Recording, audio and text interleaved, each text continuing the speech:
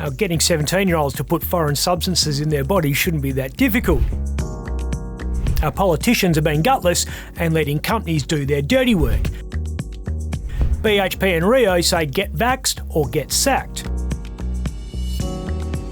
Schoolies will need the jab. Yeah, there was a time when the only thing you had to worry about getting at leavers was an STI, and now on top of gonorrhea and herpes and everything else, the poor drunk horny buggers have got to worry about Delta. Chris Dawson, our vaccine commander, says you can't get into the schoolies area at Dunsborough if you haven't had at least one jab. Now, getting 17-year-olds to put foreign substances in their body shouldn't be that difficult. A great many West Aussie teenagers are about to be very, very busy, as well as trying to find a bottle shop that'll accept their fake ID. McLovin? They need to find a clinic that administers Moderna, which shouldn't be too hard given we just took delivery of 1 million doses, and we have another 25 million on order for next year. There's one slight hitch. Moderna is the vaccine which Sweden and Denmark have just suspended from being administered to young people.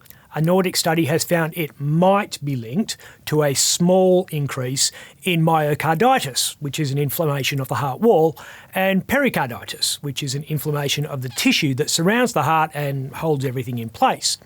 Sweden has stopped giving Moderna to anyone under 30 and Denmark to all children. Now, Dawson will be hoping Moderna is proof safe because he has set himself an aspirational target of having 80% of West Australians double vaxxed by December 31. We're hearing a lot about aspirational targets at the moment. It's quite the buzzword. People in public office set aspirational targets when they know something really needs to happen but probably won't, like net zero by 2050, closing the gap, 4 alcohol-free nights a week, that kind of thing.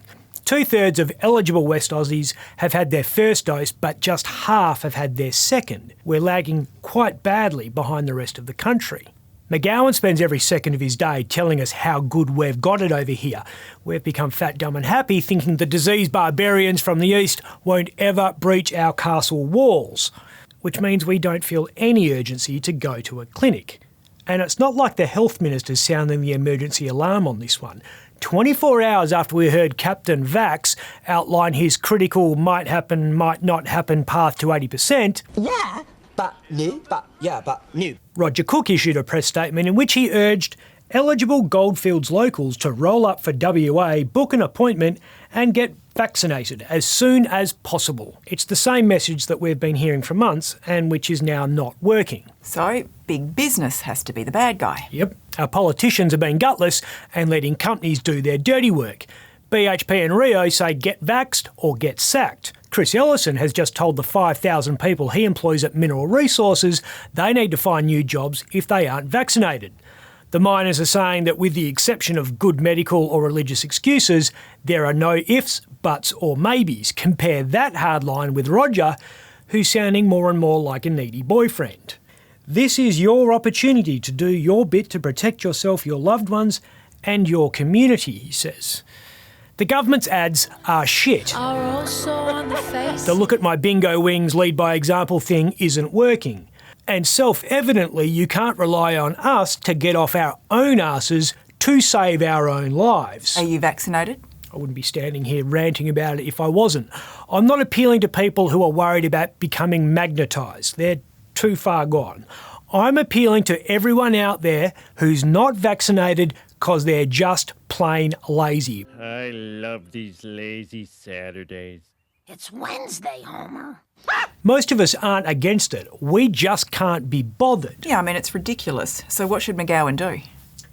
If the government thinks it's good enough for mining companies to force their workers to get vaxxed, it should be good enough for the government to force its workers to get vaxxed. That would make a lot of people sit up and take notice. BHP and Rio employ about 27,000 people between them. The government of Western Australia employs this many. The Department of Education by itself has 42,000 workers. That's as many as Woolworths, Coles, McDonald's and Edith Cowan University combined. You would need to add up every worker at the 25 biggest private companies in WA to get the same number of people who are on the state government's payroll. Problem solved. It's one solution. But guess what happens if McGowan puts this policy on the table at the next cabinet meeting? A lot of the people sitting around Mark at that cabinet table are there because very powerful trade unions have backed them in. And there's no way the leaders of those unions who bankroll the Australian Labor Party are going to endorse a policy that forces their members to be vaccinated against their will, or lose your job and no longer be a union member. They'll howl it down as a draconian policy and a complete disaster. Oh, the humanity. Well, it's not like McGowan's afraid of a challenge. You know, it's easy to throw down the gauntlet when your enemy's 3,000 kilometres away and you've got 2.5 million people backing you in. Serious? Anyone want to take me on? Where's Dom Perrottet? Where's Dom Perrottet? The real test of McGowan's premiership and leadership is happening much closer to home. He hasn't even been able to convince all our politicians to get dosed. He's seeking legal advice about whether he can force them. It's not the schoolies we have to worry about. It's the toolies. I'm Ben Harvey. For more update, click the subscribe button below.